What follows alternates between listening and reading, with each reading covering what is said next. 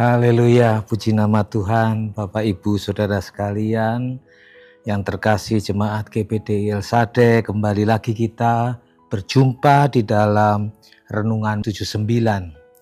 Bapak Ibu yang terkasih, kita akan kembali belajar membuka di dalam kitab Mazmur 105.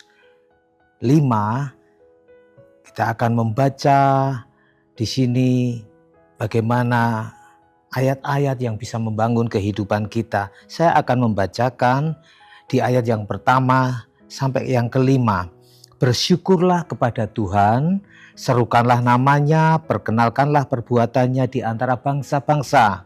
Bernyanyilah baginya, bermazmurlah baginya, percakapkanlah segala perbuatannya yang ajaib. Bermegahlah di dalam namanya yang kudus, biarlah bersuka hati orang-orang yang mencari Tuhan. Carilah Tuhan dan kekuatannya, carilah wajahnya selalu. Ingatlah perbuatan-perbuatan ajaib yang dilakukannya, mujizat-mujizatnya, dan penghukuman-penghukuman yang diucapkannya. Bapak, Ibu, Saudara sekalian, saya akan memberikan judul Mengingat Kebaikan Tuhan. Kalau tadi kita membaca di ayat 1 dan sampai yang kelima, di awal-awal kita bisa melihat di situ. Di ayat yang pertama diawali dengan kata bersyukurlah. Di ayat yang kedua bernyanyilah. Ayat yang ketiga bermegahlah. Ayat yang keempat carilah Tuhan.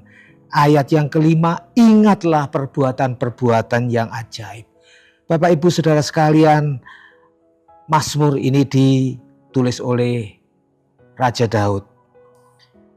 Biasanya ayat-ayat ini dibacakan di dalam kegiatan-kegiatan kebangsaan, kegiatan nasional. Kalau sering kita ada di negara Indonesia ini, misalnya di 17-an Agustus, sering membacakan teks proklamasi, atau mungkin di bulan November, Hari Pahlawan, dibacakan riwayat-riwayat perjuangan, kepahlawanan dibacakan. Nah, seperti juga di dalam Mazmur 105 ini sering dibacakan di dalam acara-acara kebangsaan. Untuk apa? Untuk mengingat.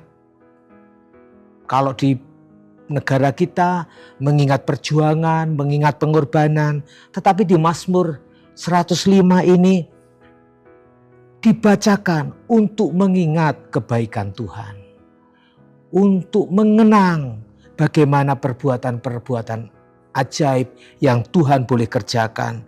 Kalau kita membaca ayat yang seterusnya, bacaan yang kita boleh lihat di situ, ada peristiwa-peristiwa yang dibacakan, bagaimana peristiwa-peristiwa dari Abraham, Ishak, Yakub, dibacakan tokoh-tokoh, bapak-bapak nenek moyang bangsa Israel, disebutkan di situ. Nenek moyang bangsa Israel. Abraham, Ishak, Yakub, sampai peristiwa di mana terjadi kelaparan melanda bangsa Israel sehingga mereka harus mengungsi, mencari makanan ke Mesir. Tuhan sudah siapkan Yusuf untuk menolong bangsa Israel. Sampai ketika bangsa Israel harus dijajah, harus ditawan oleh bangsa Mesir. Bagaimana Musa melepaskan, diutus oleh Tuhan untuk membawa bangsa Israel keluar dari Mesir. Itulah peristiwa-peristiwa yang dibacakan oleh Raja Daud dalam acara-acara kebangsaan bangsa Israel. Disitulah bangsa Israel boleh mengingat kebaikan Tuhan. Nah, itu pun sama yang terjadi kalau kita melihat di ayat ini, untuk mengingat kebaikan Tuhan. Bagaimana peristiwa itu terjadi. Hidup kita pun sama, Bapak Ibu.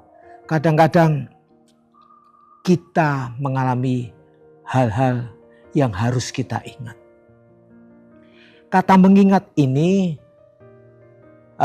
sangat dekat juga dengan kata mengenang.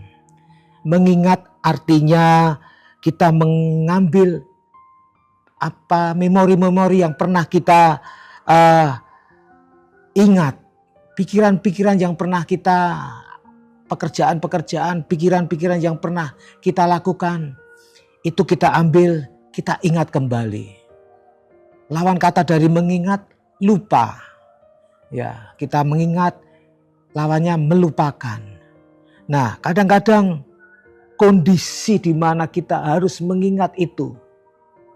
Ya. Bagaimana kondisi ketika kita harus mengingat kebaikan Tuhan. Kadang kita melupakan apa yang pernah terjadi dalam hidup kita, termasuk kebaikan-kebaikan Tuhan, peristiwa-peristiwa perjalanan hidup, kerohanian kita. Kadang-kadang kita tidak bisa mengingat, kita melupakan kebaikan Tuhan. Karena apa? Karena tekanan hidup, karena permasalahan, karena sakit penyakit itu kita alami sehingga kita tidak sanggup mengingat itu. Nah, ketika kita mengambil waktu menenangkan diri dalam keadaan tenang, kemudian kita mulai berpikir, mengenang. Orang tidak bisa mengingat ketika dia tidak bisa dalam keadaan tenang. Mengenang kembali.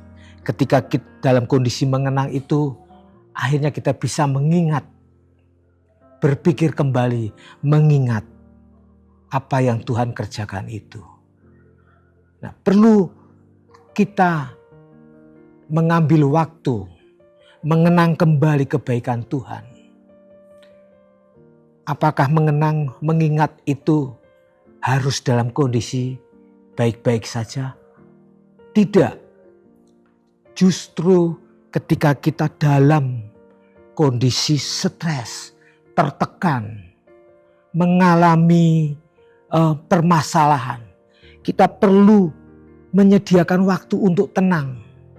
Dalam kondisi tenang itulah kita bisa mengingat bagaimana pertolongan Tuhan. Bukan hanya pertolongan yang masa lalu, tetapi pertolongan Tuhan itu berlaku dari dulu, sekarang, dan yang akan datang. Oleh karena itu, ingatan akan kebaikan Tuhan itu sebagai orang Kristen harus selalu kita pegang. Karena di dalam Tuhan itulah ada pertolongan. Di dalam Tuhanlah kita bermegah. Di dalam kita mencari Tuhanlah ada solusi.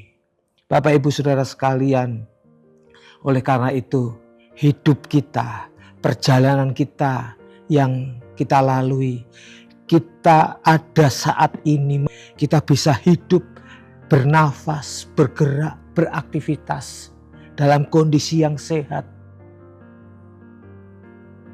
Tentu saja semuanya oleh karena kebaikan Tuhan. Mengingat apa yang Tuhan kerjakan dalam hidup kita. Bukan karena kekuatan kita.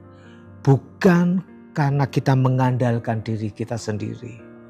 Tetapi seperti Mazmur 105 yang dibacakan untuk semua bangsa Israel.